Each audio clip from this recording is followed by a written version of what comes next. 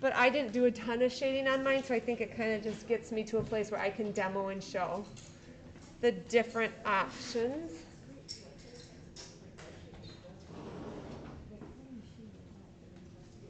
And I'm gonna see. I'm gonna try one more time. Sometimes this works.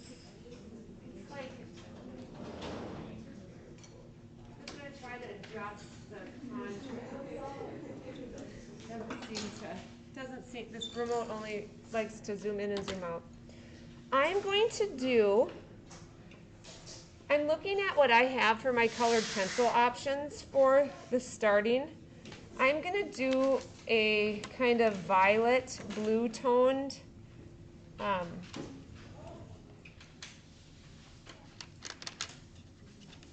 cube. So I'm just kind of looking for colors, making sure I have the ones that I find. I do not have in this pack a navy blue. I really want to strongly urge everyone to make sure you have a navy blue.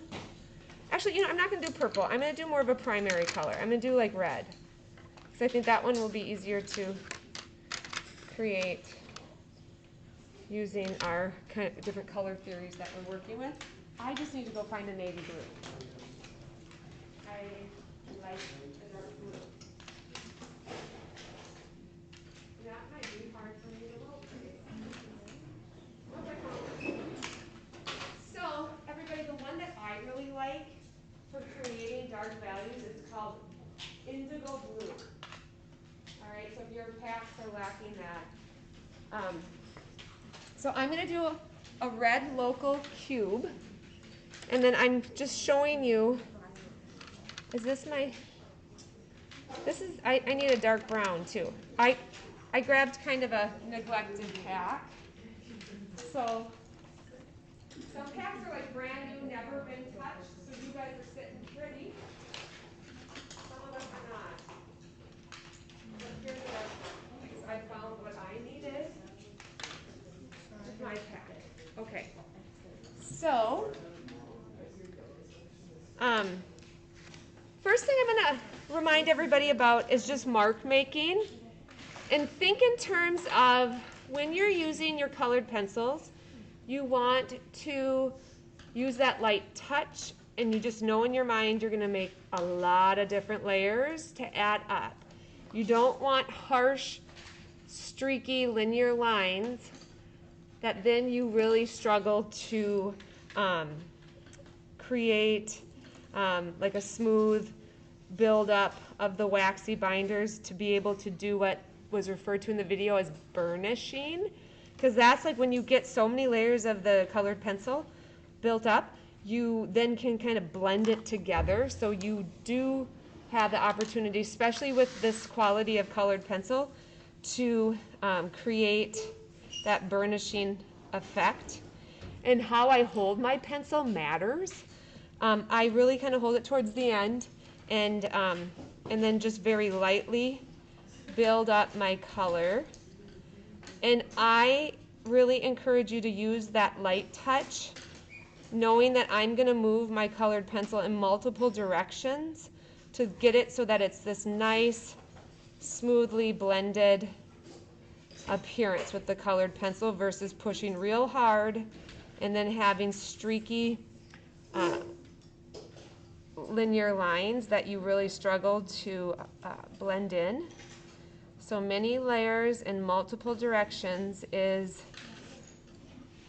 a technique that I highly recommend. You are allowed to move your paper in multiple directions to allow for your hand to be in the most like confident, comfortable position with using the light touch. So I'm going to zoom in a little bit because I think that helps. Is this in as far as I can zoom? Is it not working? Oh, here we go. What? Do I have to? There, okay. Just having a little technical difficulty. So I think you can see. So right here, this is so thin, you can just see, you can see the texture of the paper, and The paper we're drawing on doesn't have a lot of texture, so if I were to give you a pastel piece of paper, or think about the paper that you drew with your charcoal portrait, one side was smoother and the other side had more texture. If it has more texture, you just have to work harder and layer it up to really fill those divots and dips in that texture so that you can have a nice like waxy layer that allows you to do that burnishing. So now I'm going with my second round of layering up.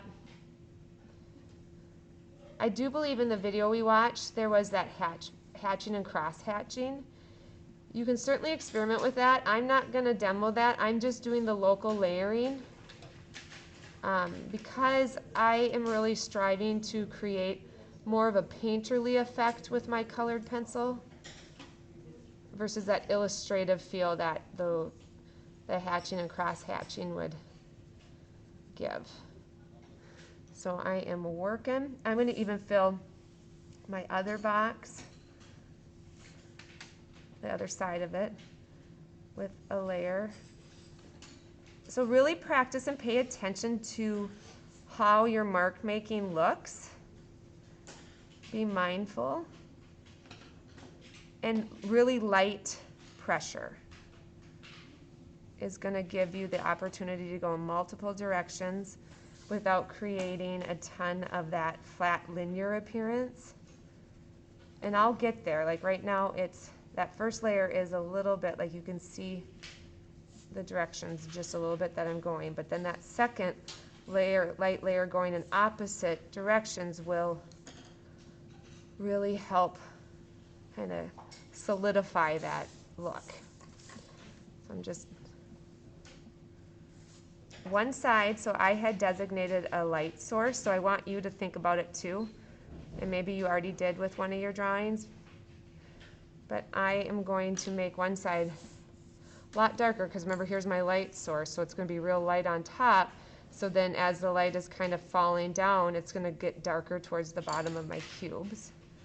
So how I'm going to do that is I'm going to use, and I'm using the local color approach, so here is my red cube, but to create that dark value I'm going to use the navy blue and the brown, and then where it becomes more of a highlight I'm going to go a little bit more towards orange and yellow. Alright, so here is my evenly filled in. I'm thinking by the time you're done with colored pencils in specific areas of your drawing, you might have 5 to 7 layers of colored pencil on that area. So I'm going to start where I definitely know, and again I'm using that navy blue, or it's called indigo blue, and I am going to vary that light layering. I'm going to create a darker shadow going right over my cube. I should tell you too about color theory and using the complementary color to create value and darker shades in your color as well. So I'll touch on that too. But just be conscientious of how your mark making looks. Pay attention to how you're holding your colored pencil. Alright, and I knew, because remember that my light source is coming down here, so it's going to hit real bright on top, which I could fill that in. And then it's going to be probably, imagine like there's a little bit of like some highlight happening at the top of the cube, but then as it gets down lower, it's going to get a lot darker.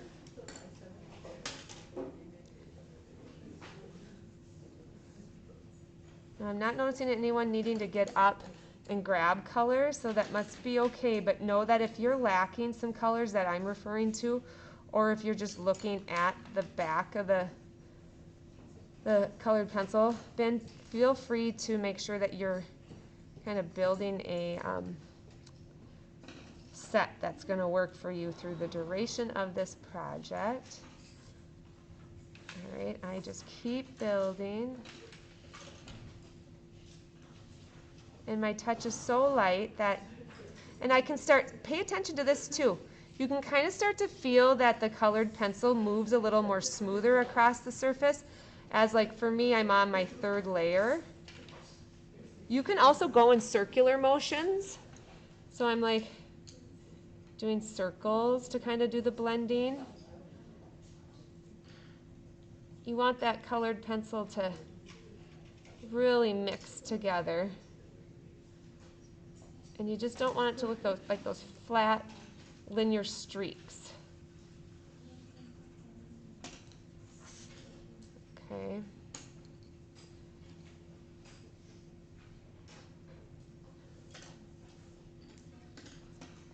Like so. All right, so I'm going to take a break from that. I'm going to fill the top of my cube real quick with that first layer. It's so light. I want to definitely build it up. Can I go to Yes, you sure may.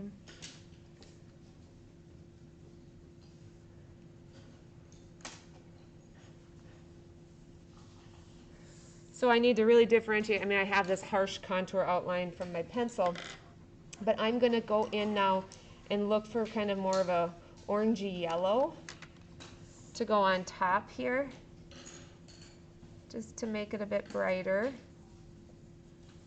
Kind of thinking I want to go yellow. Go with like a yellow. Also, I'm noticing like this one, this color pencil I'm trying to use. Where's my camera? Right here. It needs to be sharpened, so it'll just work a little better for me if I sharpen it. So I'm just using the cup with the sharpener in it, and then you just put that right into the cup. Oh. And then sometimes when you're trying to sharpen your colored pencil, it breaks off, and then you have to sharpen it down more. All right, we're looking good here. There we go. Now I have a nice sharp. Nice sharp. And I am going to, so I put one thin layer of the orange on there. And now I'm going to do it kind of at the top of my cube to blend it down. I'm going to be revisiting with the red again, just giving you a heads up. But I'm going with like a lighter, because where the light is going to be hitting my local color, it's going to be more vibrant and bright. So I am just blending a few lighter colors to then help that red pop in those areas. I'm going to probably even go with some yellow. I'm just kind of imagining how the shadows and highlights would be hitting my cube, paying attention to the direction where my light source is coming from.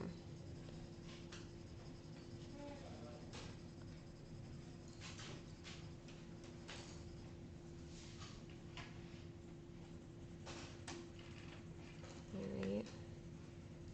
So I'd say right now my cube isn't reading very red yet. We'll hopefully get there. I'm grabbing a yellow to pop that. So now I'm thinking I'm at like about 4 layers.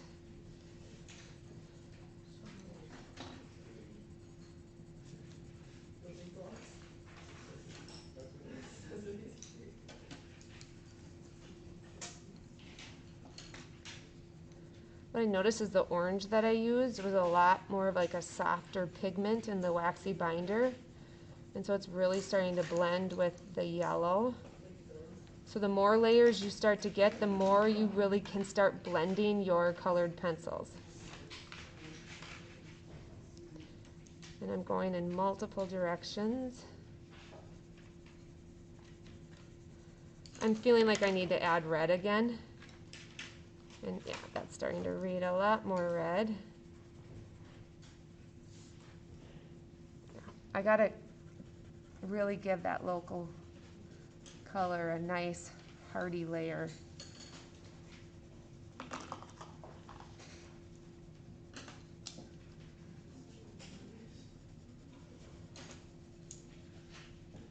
just kind of pay attention to physically what happens when you start to get to 5, 6 layers. It's going to really start to allow you to fill in all that texture that you're seeing in your paper. And that's when you get to the point where you can really start burnishing your colored pencils, really blending them. Sometimes, and I'm not really going to offer this to you all, but sometimes artists who really want to conserve on their colored pencils, like they'll use the colorless blender to create some layers of the waxy coat of the paper, so that then you can, do the burnishing sooner without using as much of the colored pencil. Okay. I just want to show you a picture of Poo-Poo. Oh, I saw the one last night. From this morning? Oh, I didn't this morning. Miss Tracy has the cutest granddaughter that I was so excited I got to hold her this summer. I hadn't held a baby in so long. And this baby is so awesome because she was so content for a stranger like me to hold her too. Okay, I'm just gonna finish this side with this local color, and you'll see it's starting to read more red. I need to do some more blending, but hang in there. Give me 1 second. Oh my gosh. Oh, fancy. Oh my gosh, I love it. It's like a little, yeah. Oh, did you make it? Oh, really? Nancy did. Her daughter-in-law passed away. Oh, oh my gosh. Oh, is she ever getting so? How many months is she now? 10. And this is 6 o'clock this morning. Yeah. Where was she going? Going to school? She goes to Beloit. Oh, cute. Yeah. She liked it? She loves it. Yeah. And then I used to work there, so. Oh, okay, so you know the people. I actually wanted to comment too. What would make you even more better in the hallways would be if you had your. I know. I was thinking about bringing her as an accessory. I know. Oh, yes. Could have, and it might have been. I know. Oh my gosh. I just had a little cute baby alert moment. Oh my gosh. Babies are pretty precious. All right, and then I'm just going ahead and covering up more of my local color on all 3 sides that I'm seeing. I'm kind of processing my experience here with this paper.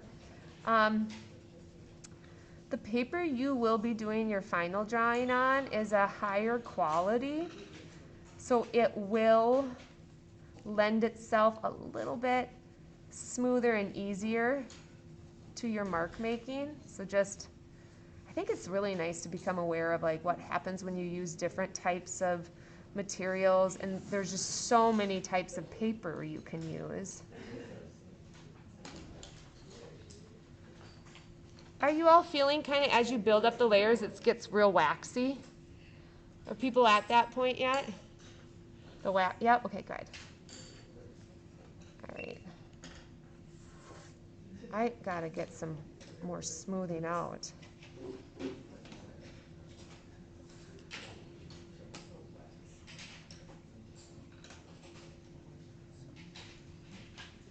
That orange is real, like, I can really tell.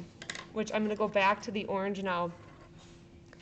Try to get that brighter, because I have not quite. One of my thoughts I'm having with mine, because I used what I already drew, I had pushed so hard with the B pencil I was using. So it's really like I can't really get rid of those contour outlines as easily. All right, now I'm going back. I'm going to use this time in the dark area. Actually, I got to get that highlight popping a little more. I'm not feeling super happy, so I'm grabbing the yellow at the top, which I am definitely at the burnishing point up there. So that orange has a softer binder in it. Making sure I'm still on here.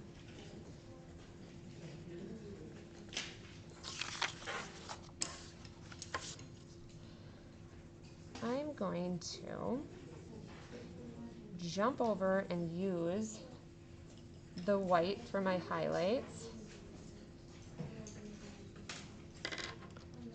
before I go work on my darker value, because I gotta do some unifying here. So I have on the top of my box about, shoot, I did it again. It broke off in there.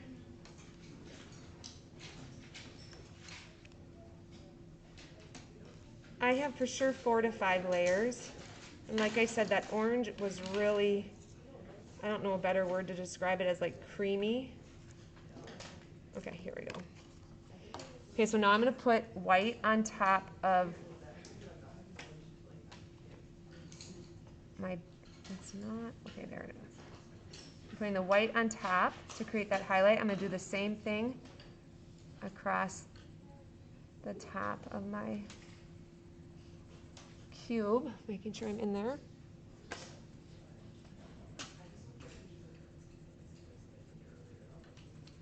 And that's really blending. So pay attention to like how the colored pencil starts to really fill into the texture of the paper.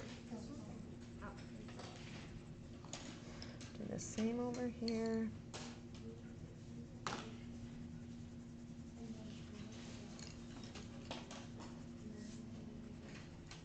Again, I'm kind of just drawing from imagination, which is not my forte. I feel like I'm very trained to draw from, like, draw what I see, not what I think I see.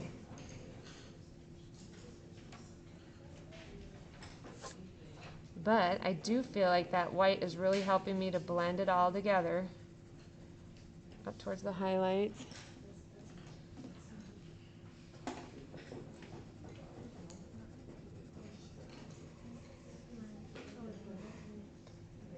I gotta go in multiple directions. It's starting to get streaky. Okay. Multiple directions. All right. And now I'm going back, and I want to add more red, but I'm gonna add a little bit of the dark brown to my darker value, and then I'm gonna really go for it with the red. Let's see how that goes. So I'm taking that dark brown and really developing the darkest values where I really want to develop that.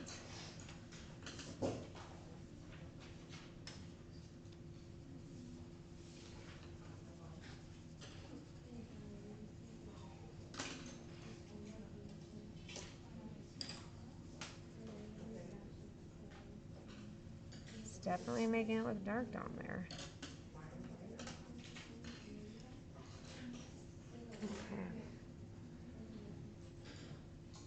I've got to get it so it's more solid at the top now, but the bottom still is not like as waxy. I can feel the difference. So that's my next challenge here.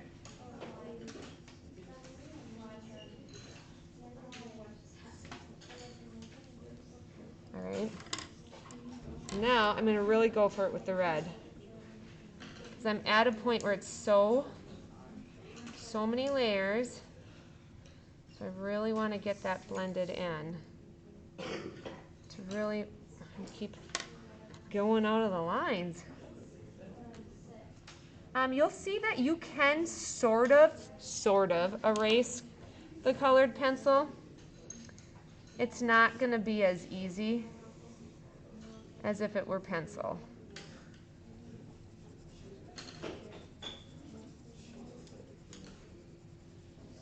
Okay. But make sure you're giving yourself the opportunity, to hold good pencil form so that you, by turning your drawing.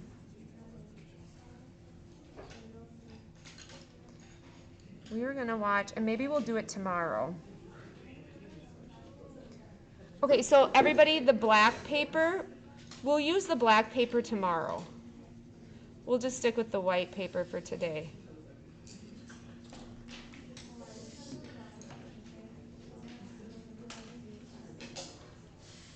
Oh, I have to remember to stay on the camera.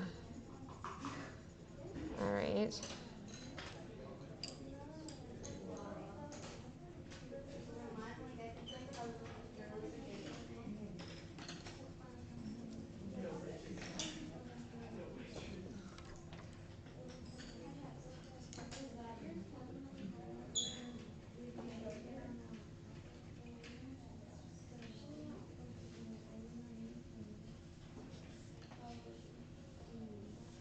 Hopping around here.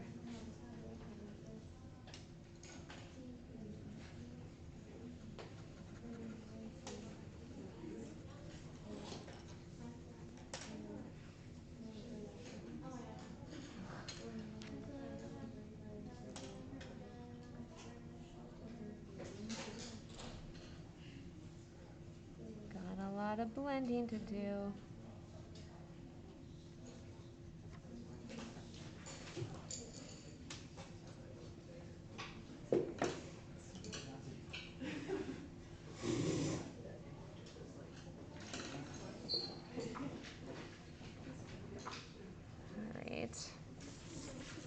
Yes. Are we spraying your charcoal? Yes, we are gonna. I'm just trying to finish this up and then I will grab tables to do that. And then will we be able to take them home? Yeah, Okay. Could I like come at the end of the day and pick it up? absolutely. Okay. A lot of times people like to do that. Okay. So yep, Just so I don't you have to carry that. yep, Okay. yep. And I'll get the newsprint for you so you can have it all wrapped up and ready to go. Okay. Yes, yep.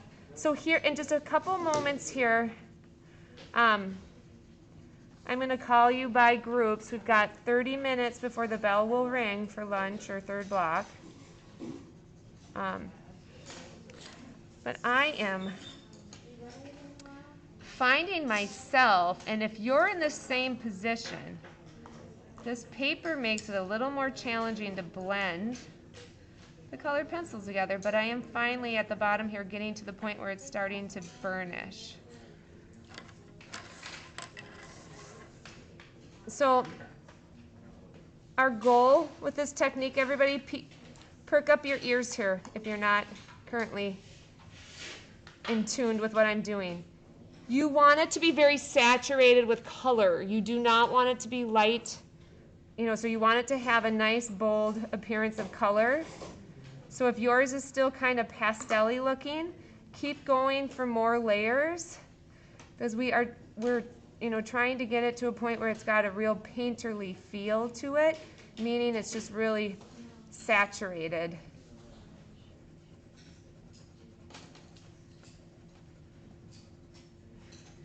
And that's where I am trying to kind of get some blending in a little smoother.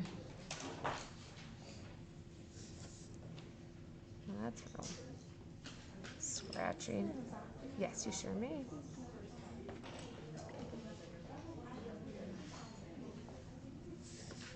You get to a certain point where you could even kind of almost blend it with your finger if you have enough layers.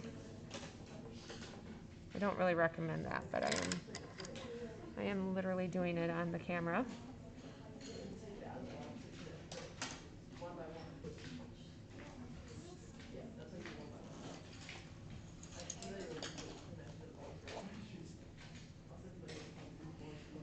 I'm probably at like 6 or 7 layers up top here.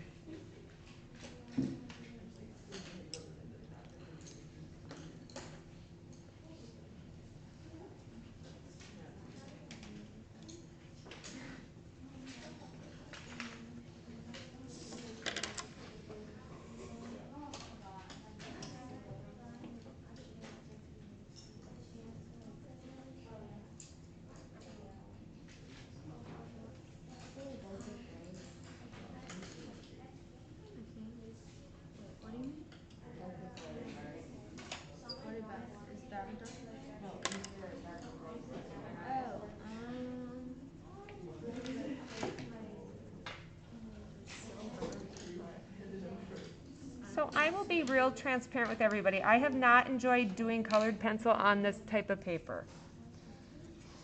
Just being honest. So if you're feeling like you've had more positive experience in the past, maybe it's because you're working on a better quality paper.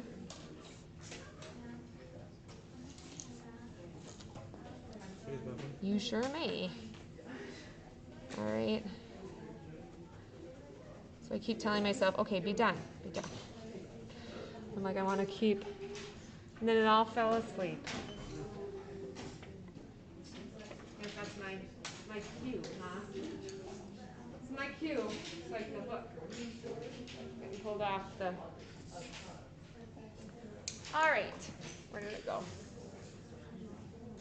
So here's where I'm ending with my cube. You can see it's got some saturation to it. I want to keep adding to it, like keep working on it, but I know we need to spray those. I'd say what I'm being challenged with right now is just blending all the different layers together. So I really hope that that's where you're at, is experimenting with all the different layers and the mark making techniques. I think I got a little aggressive with my mark making with a few layers. And I'm kind of seeing that you can see the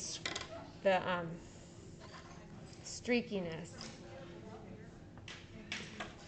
And you'll notice that these nice colored pencils, you're going to have to sharpen them frequently because they do kind of melt down onto your paper.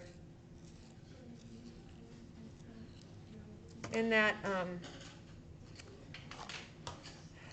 like maintaining your tools is a part of that craftsmanship piece. So it's like the technical part is knowing how to use your tools, but the craftsmanship is like how do you take care of your tools.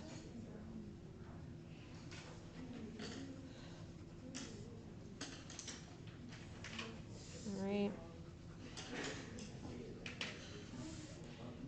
Get it back up there. Okay, I'm gonna leave it like this. You can just keep going and going and going. All right. So that's where I'm gonna leave it. And I could even put in a cast shadow, you know, behind here.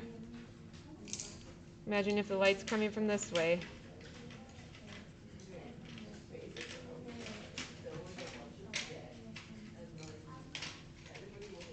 So I use blue and then dark.